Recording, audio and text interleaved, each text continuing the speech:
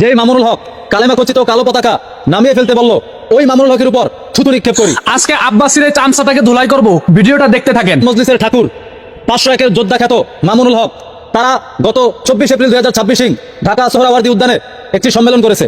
সেই সম্মেলনে মামুনুল হকের বক্তব্য চলাকালীন এক ভাই কালেমা খচিত কালো পতাকা উত্তোলন করেছিল। তখন মামুনুল হক তার বক্তব্য থামিয়ে বলল, এই কালো পতাকাটি নামান। কেন? কালেমা খচিত কালো পতাকা কেন নামাতে হবে? কালো পতাকা দেখলে পশ্চিমাদের চুলকানি উঠে, কিন্তু কালো পতাকা দেখে মামুনুল হকের কেন চুলকানি উঠলো? যেই পতাকার বিষয়ে প্রিয় নবীজি সাল্লাল্লাহু আলাইহি ওয়াসাল্লামের ভবিষ্যৎবাণী আছে, মুস্তাদরাক আলা সহিহাইনের সহিহ হাদিস, প্রিয় নবীজি সাল্লাল্লাহু আলাইহি ওয়াসাল্লাম বলেছেন, ইজা রাআইতুমুর রায়াতিস সৌদা, যখন তোমরা কালো পতাকাবাহী সৈন্যদল দেখবে, খরাজাত মিন কিবালি খুরাসানা, যারা খুরাসান থেকে বের হবে, ফাতুহা ওয়ালাউ হাবওয়ান, তোমরা হামাগুড়ি দিয়ে হলেও তাদের কাছে যাও। আল বাদহু ওয়া তারিক, এই কিতাবে আরেকটু এসেছে, ফাস্তাকবিলুহা, তোমরা কালো পতাকাবাহী সৈন্যদেরকে স্বাগত জানাও। তাহলে যেই কালো পতাকা দেখলে প্রিয় নবীজি সাল্লাল্লাহু আলাইহি ওয়াসাল্লাম ভবিষ্যৎবাণী করে গিয়েছেন, স্বাগত জানাতে বলেছেন, সেই রকম কালেমা খচিত কালো পতাকা মামুনুল হক নামিয়ে ফেলতে বলল। পশ্চিমাদের আর কত দালালি করবে মামুনুল হক? নির্লজ্জের মতো পশ্চিমাদের আর কত পা চাটবে মামুনুল হক?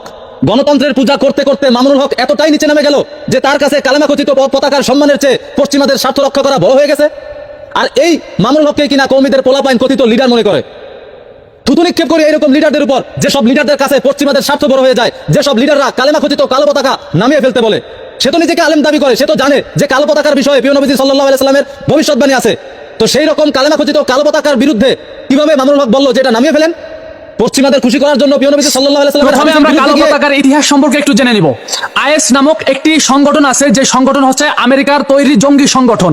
এরা প্রথম অবস্থায় ইরাক থেকে এদের সংগঠন পরিচালনা করেন, তখন তাদের সংগঠনের নাম ছিল আল কায়দা ইন ইরাক। পরবর্তীতে তারা 2013 সালে সিরিয়ায় গিয়ে তাদের সংগঠনের নাম পরিবর্তন করে সংগঠনের নাম রাখে ইন ইরাক অ্যান্ড শাম। এবার আসেন তাদের কার্যকলাপ সম্পর্কে জেনে নি। আমরা যে বলি যে নেক্সট সূরাতে ধোঁকা, এরা হচ্ছে সেই নেক্সট সূরাতে ধোঁকা দেয়। এরা এই কালো পতাকাকে পুঁজি হিসেবে বানিয়ে তারা কি করতো, তারা নিজেদেরকে মুসলিম দাবি করে তারা ইনসাফ কায়েম করবে এই কথা বলে তারা এই সংগঠন পরিচালনা করেন। এবং তারা হচ্ছে একটা জঙ্গি সংগঠন। তারা কি করতো জানেন? তারা হচ্ছে অন্যায়ভাবে মানুষ হত্যা করতো, তারা হচ্ছে বিভিন্ন জায়গায় আতঙ্ক ছড়াতো, তারা হচ্ছে বিভেদ ফ্যাসাদ এবং মানুষদের উপর অন্যায়ভাবে জুলুম করতো। মোট কথা তারা মানুষদেরকে কারণে অকারণে যেখানে পাতো সেখানে অন্যায়ভাবে হত্যা করতো, অন্যায়ভাবে জুলুম করতো, মানুষদের উপর নির্যাতন, মানুষদের উপর আক্রমণ করে তাদের সংগঠন এবং তাদের কার্যকলাপ আরো উপরের দিকে উঠানোর চেষ্টা করতো। তো মূলত এরা হচ্ছে এই কালো পতাকাকে পুঁজি বানিয়ে এরা মুসলমান সেজে এমন এমন কার্যকলাপ, এমন এমন কাজ করতো যা কখনো ইসলাম মেনে তো নিবেই না, বরং ইসলামে এটা সম্পূর্ণ নিষিদ্ধ এবং ইসলাম এটা করার কখনো অনুমতি দেয় না। ইসলাম কখনো মানুষদের উপর অন্যায় অবিচার, মানুষদেরকে অন্যায়ভাবে হত্যা করা, মানুষদের উপর জুলুম করা, এটা কখনোই ইসলাম অনুমতি দেয় না। এই সব কার্যকলাপ হচ্ছে এই আইএস নামক জঙ্গি সংগঠনের লোকেরা এইগুলো করতো। তো এই আইএস নামক জঙ্গি সংগঠনের লোকেরা পৃথিবীর বিভিন্ন জায়গায় ছড়িয়ে পড়ছে, এমনকি বর্তমানে আমাদের বাংলাদেশেও আইএস নামক জঙ্গি সংগঠনের লোকেরা ছড়িয়ে পড়েছে। তো 24 এপ্রিল সোহরাওয়ার্দী উদ্যানে সমাবেশে অনেকেই পতাকা উড়িয়েছে, অনেকেই কালিমার পতাকা উড়িয়েছে, কিন্তু কালিমার পতাকা নিয়ে আল্লামা মামুনুল হক সাহেব একটা কথাও বলে নাই। আল্লামা মামুনুল হক সাহেব কখনো বলে নাই যে কালেমার পতাকা নামাও। আল্লামা মামুনুল হক সাহেব শুধু বলছে ওই কালো পতাকাটা নামাও। কেন কালো পতাকাটা নামাবে?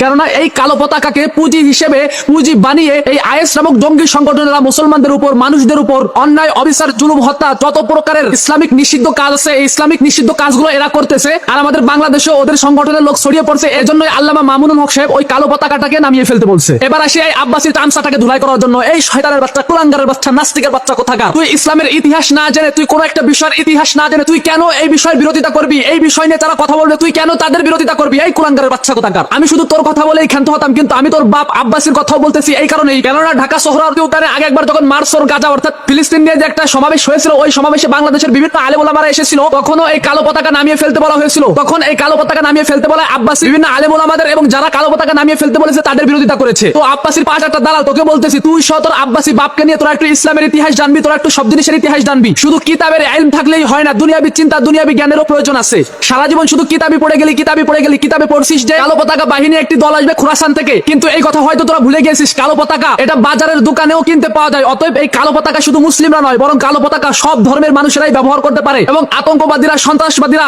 তারা এই কালো পতাকাকে পুঁজি বানিয়ে মুসলমানদের উপর, বিভিন্ন জাতির উপর, মানুষদের উপর অন্যায় অবিচার, জুলুম এবং মানুষদের হত্যা করতে পারে। এটা হয়তো তোরা ভুলে গিয়েছিস। হাদিসের ভিতর তো এটাও আসছে যে দাজ্জাল আসবে, ইমাম মাহদি আসবে, ঈসা আলাইহিস সালাতু ওয়াস সালাম আসবে। তাহলে এখন আমি যদি নিজেকে নিজেকে ইমাম মাহদি দাবি করি তাহলে একটা জুতার পিটানো কি মাটিতে পড়বে? মানুষ আমাকে জুতা পিটা শুরু করবে। কিসের জন্য? যে আমি ইমাম মাহদি না হওয়া সত্ত্বেও নিজেকে ইমাম মাহদি দাবি করতেছি, আমি দুনিয়ায় ফ্যাসাদ সৃষ্টি করতেছি, দুনিয়ার মানুষদেরকে বিভ্রান্তর ভিতর ফেলাচ্ছি। তেমনি ভাবে এই আইএস নামক জঙ্গি সংগঠনের লোকেরা কালো পতাকাকে নিজেদের পুঁজি বানিয়ে তারা মানুষদের উপর অন্যায়, অবিচার, জুলুম, হত্যা এবং যেসব কার্যকলাপ ইসলামে নিষিদ্ধ সেই কার্যকলাপ গুলো করতেছে। তাই এখন এই খুরাসান থেকে যে বাহিনী আসবে সেই বাহিনী কি তুই এই জঙ্গি সংগঠনের লোকেদের ধরবি বল? অতএব খুরাসান থেকে যে বাহিনী কালো পতাকা নিয়ে আসবে তাদের কার্যকলাপ এবং তাদের চলাফেরা, তাদের আদর্শ, তাদের সবকিছু দেখেই তাদেরকে চেনা যাবে যে তারা খুরাসান থেকে এসেছে। তারা মূলত ইসলামিক দল, নবী করিম সাল্লাল্লাহু আলাইহি ওয়াসাল্লাম হাদিসের ভিতর যাদের উদ্দেশ্য করে যাদের কথা বলে গেছে এরাই তারা। কিন্তু যারা মানুষ হত্যা করে, মানুষদের উপর জুলুম করে, মানুষদেরকে বিভ্রান্তের ভিতর ফেলায়, তাদেরকে তো এই খুরাসানের বাহিনী বলাই যাবে না, বরং তাদেরকে আরো ইসলামের দুশমন, ইসলামের শত্রু এবং তাদেরকে আরো বয়কট করাই হলো মুসলমানদের ইমানি দায়িত্ব। তো এই আইএস নামক সংগঠনের লোকেরা যেহেতু কালো পতাকাকে নিজেদের পুঁজি বানিয়েছে, এজন্য আল্লামা মামুনুল হক সাহেব এই কালো পতাকাকে নামিয়ে ফেলতে বলেছে, কালো পতাকাকে কখনোই সমর্থন বা ব্যবহার করতে নিষেধ করেছে। কিন্তু তুই আব্বাসীর দালাল এবং তোর বাপ আব্বাসী, এই দুইজনে মানুষের ভুল কিভাবে ধরবে, কিভাবে মানুষদেরকে বিভ্রান্তের ভিতর ফেলা যায়, কিভাবে মানুষদের ভুল খুঁটে খুঁটে বের করা যায়, এই চেষ্টায় থাকি। সেজন্য আল্লামা মামুনুল হক সাহেবকে নিয়ে এমন কুরুচিপূর্ণ মন্তব্য করেছিস আর আল্লামা মামুনুল হক সাহেবের বিরোধিতা করতে এসেছিস। আল্লামা মামুনুল হক সাহেবের বিরোধিতা করতে হলে, আল্লামা মামুনুল হক সাহেবের বিরুদ্ধে কথা বলতে হলে ইতিহাস সম্পর্কে আরো জানবি এবং আল্লামা মামুনুল হক সাহেব যে বিষয়ে কথা বলেছে সেই বিষয় সম্পর্কে আরো জানবি। এরপরে আল্লামা মামুনুল হক সাহেবের বিরুদ্ধে কথা বলতে আসবি। নেক্সট টাইম যদি আল্লামা মামুনুল হক সাহেবের বিরুদ্ধে কথা বলিস, আল্লামা মামুনুল হক সাহেবের সম্পর্কে কোনো কথা বলিস, তাহলে তোকে বলতে যে শোন আব্বাসীর পাঁচটা কুত্তা, হাতে দেখছিস কি আছে? আজকে আইকে ছাড়া বাস আনছি, এরপরে আইকিওয়ালা বাস এনে তোকে ধুলাই করবো বলে দিলাম। মাইন্ডেড।